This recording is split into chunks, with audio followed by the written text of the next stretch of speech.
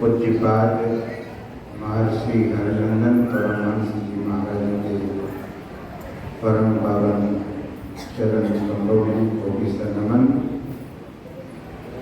वहाँ मंच पर उपस्थित मत मंगल व पूज्य साधु समाज महासभा के सम्माननीय पदाधिकारीगण, सम्मानित आमंत्रित पदाधिकारीगण, सत्संग में समुपस्थित परम सम्माननीय सत्संग प्रेमियों, सदात्माओं तथा पूजनीय मातृशक्तियों,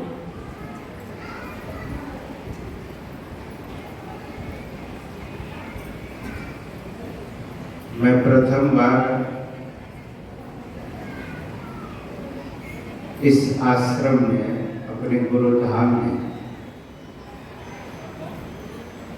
जब आया तो गुरु निवास में जाकर संत सद्गुरु महाराज के पवित्र स्थान को नमन किया और बगल में पूज्यपाद महर्षि संतसेवी परमहंस जी महाराज विराजमान थे।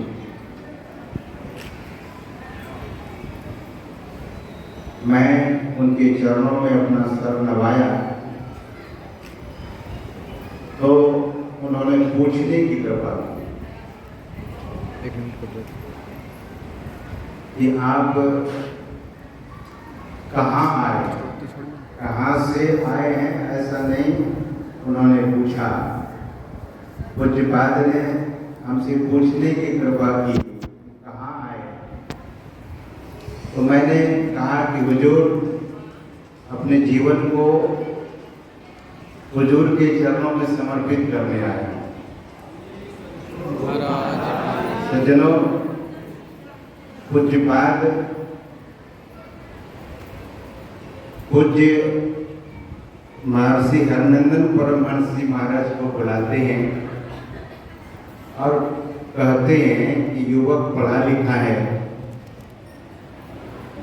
इनको कोई सेवा आप दे दीजिए। मुझे तो बहुत भूख लगी थी, मन ही मन मैं सोच रहा था कि कुछ खाने पहले मिल जाता तब जो हुजूर सेवा फरमाते तो मैं करता। मैं ऐसा सोच ही रहा था कि पूज्यपाद महर्षि हरिनंदन परमहंस जी महाराज ने कहा कि चलिए पहले आप खा लीजिए तब और कुछ बोलो। श्री सद्गुरु महाराज। तो मैं बहुत प्रभावित हुआ।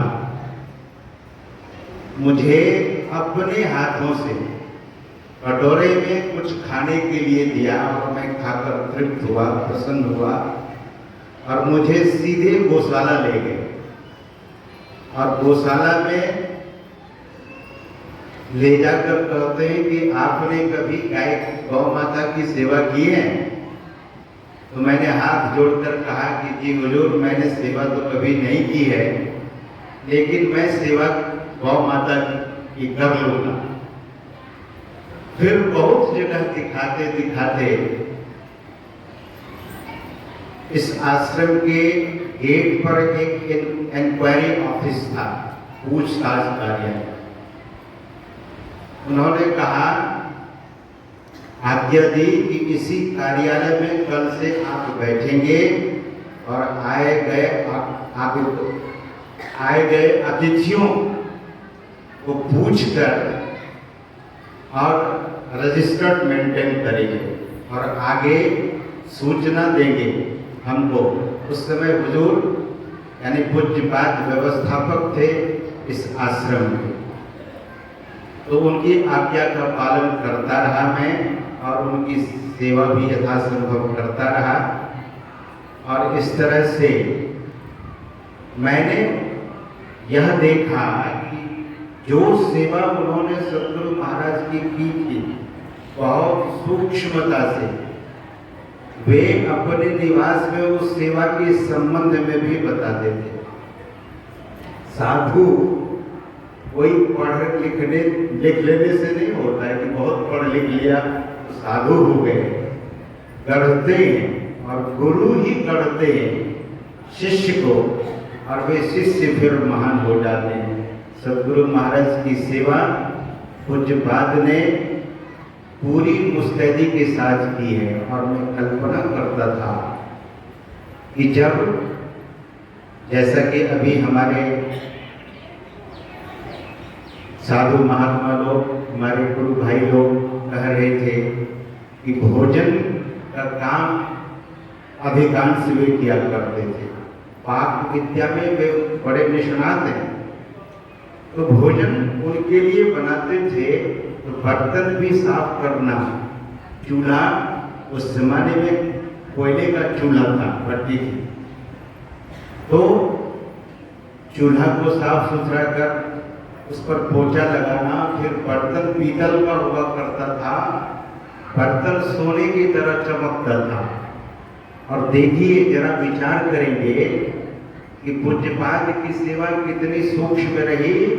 जब वे चूल्हा पर पोछा लगाते थे तब भी वे गुरु महाराज को याद कर रहे थे कि मैं उनके लिए कर रहा हूँ। बर्तन जब उनका साफ कर रहे थे तो मैं सदगुरु का बर्तन साफ कर रहा हूँ। जब वे सब्जी काट रहे थे तब वे यही सोचकर कि मैं सदगुरु के लिए सब्जी काट रहा हूँ। जब वे रोटी पका रहे थे, बना रहे थे, तब वे सदगुरु के लिए बना रहे थे।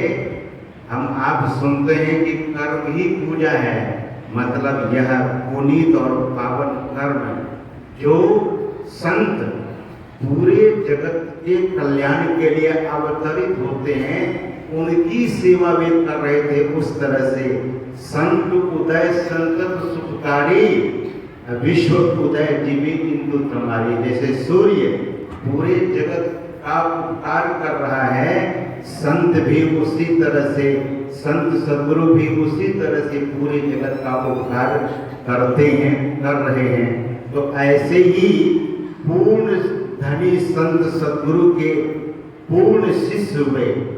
गुरु भी पक्के और सच्चे और शिष्य भी पक्के और सच्चे। ऐसे हमारे पूज्यपाद महर्षि हरनंदन परमहंस जी महाराज जो संत मत के एक पुरोधा पुरुष हैं, आदर्श पुरुष हैं, और वे हम आपके लिए एक प्रेरणा है। हम सब ऐसे महापुरुष के चरित्र से प्रेरणा लें और अपने जीवन को धन्य करें। इन्हीं शब्दों के दो उस शब्द का रखते हुए उनके चरणों में प्रणाम करता हूँ और सदगुरु महाराज से प्रार्थना करता हूँ कि वे अपनी महिमा से हम सबों के बीच में बने रहें और हम लोगों को उनका सानिध्य लाभ होता रहे। इन्हीं शुभकामनाओं के साथ उनके चरणों में बारंबार मैं प्रणाम करता हूँ। बोलिए श्री सदगुरु